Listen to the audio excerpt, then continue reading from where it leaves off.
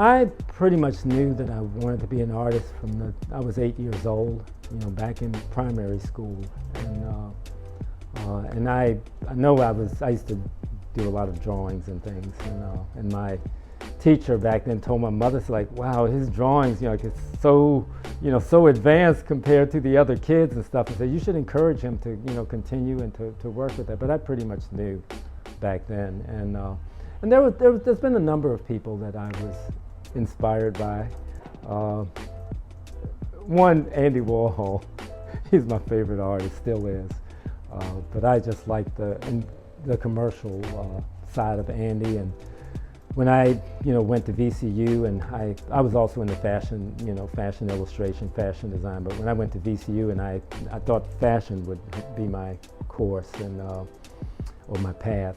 And so overwhelming when I was in Art Foundation, and so I decided to go, to my emphasis would be communication arts and design. Might be a little easier to get a job, and so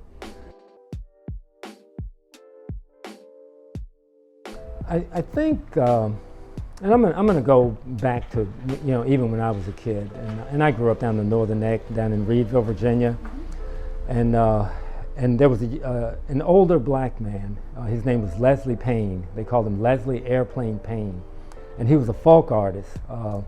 He didn't have formal training or even formal education, and his work now brings pretty big bucks. I think it's in the Smithsonian Museum and all too.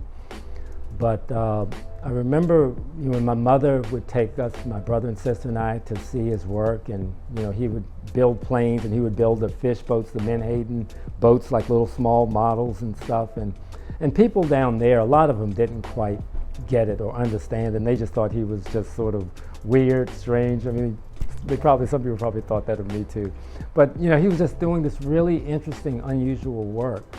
But I wish that back when I was in, and I'm going to even go back to grade school, but grade school and junior high school, I wish that they could have brought him in, so the students could see his work and his technique, or else take a field trip. Something that really opened a lot of doors for me was the Virginia Museum, and they would have the art mobiles that would go around to the schools, and that was the first time I saw a photorealist painting of garbage, and it was a beautiful painting. And so I really started liking photorealism. And then when I came to Richmond and joined the VMFA, and I saw well, of course, all of the 20th century decorative arts and things that the Lewises at that point had given them.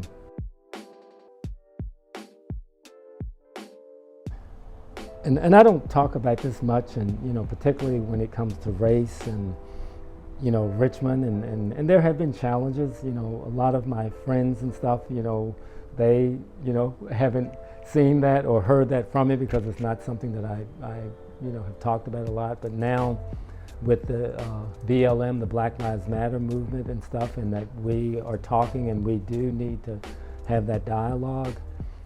And at the time, I could not get an exhibition or show here in Richmond. And I've been doing these paintings for a number of years, and for back in the late 70s, for a teenager, was making a pretty decent living, with them.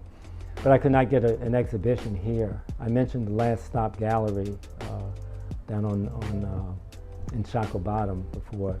The Last Stop Gallery, they represented African American artists, and it was tough for us to get shows, even into the early 80s. I think, we've seen, a lot over the last few years, politics, politically, where we are, and I think with when Barack Obama was, being president, we thought that we had kind of moved forward, and we were in maybe not exactly a post-racial society. I think maybe that's the term that they use for it, but we've had some wake-up calls, over the last few years. And, in this country, we still have a ways to go, unfortunately. And I do think, this is not the 60s, but it's still, there's still issues that, we as Americans that we're still dealing with. And I think like with this interview, there's a few things I'm sharing with you that normally I don't talk about. But just with what you're doing, this is a big step, a major step in the right direction. Richmond has come a long ways since I came here in 1980. Richmond has come a long ways in 1980. Still has a ways to go. And so often, and particularly with, I think with young, black kids and stuff, that it's almost instilled in us that we are going to be working for someone else, a corporation or some other business or something, being self-employed, making a living off from your hands, your art, or whatever. We're not programmed like that, early enough.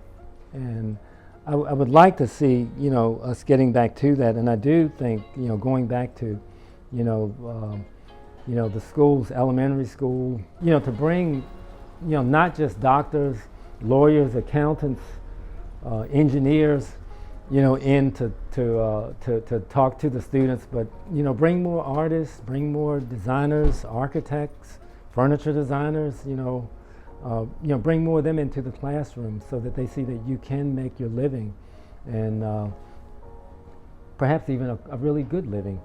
It's an opportunity to meet people that appreciate what you're doing, but I think that young people need to volunteer, and if you're asked to join a committee, a commission, a board, go ahead and do it. Don't just take that for granted, but go ahead and do it.